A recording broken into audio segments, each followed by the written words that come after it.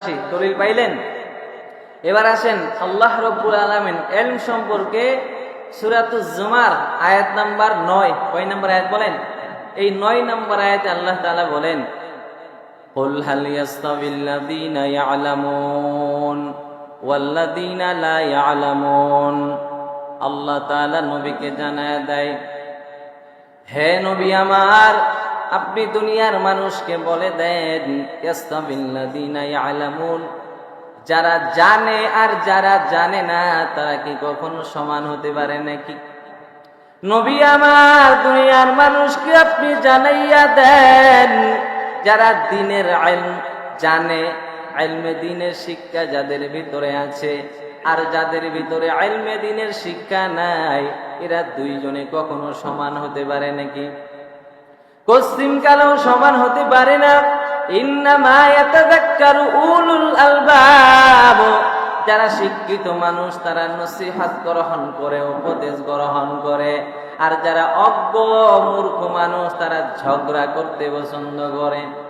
কোন একটা বিষয়ে কিছু বুঝবে না, শুধু ঝগড়া করতেই পছন্দ করে।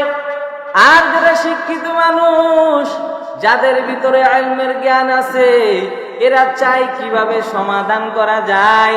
এরা কখনো কি করতে চাইবে না বলেন? ঝগড়ায় বিবাদে লিপ্ত হবে না। এজন্য রব্বুল আলামিন সূরা জুমারের 9 নাম্বার আয়াতে বললেন, ও নবী, দুনিয়ার মানুষকে জানাইয়া দেন, যারা জানে আর যারা জানে না তারা কখনো সমান হতে পারে না। ইন্নামা ইয়াতাযাক্কারু উলুল আলবাব, এর এলাকার মুসলমান যারা জ্ঞানী, এরা উপদেশ গ্রহণ করবে, নসিহত গ্রহণ করবে। এরে নবীর উম্মতের দল। এজন্য ইলম বড় দামি সম্পদ, জ্ঞান বড় দামি সম্পদ। ইলমের মতো দামি সম্পদ আর কিছুই নাই।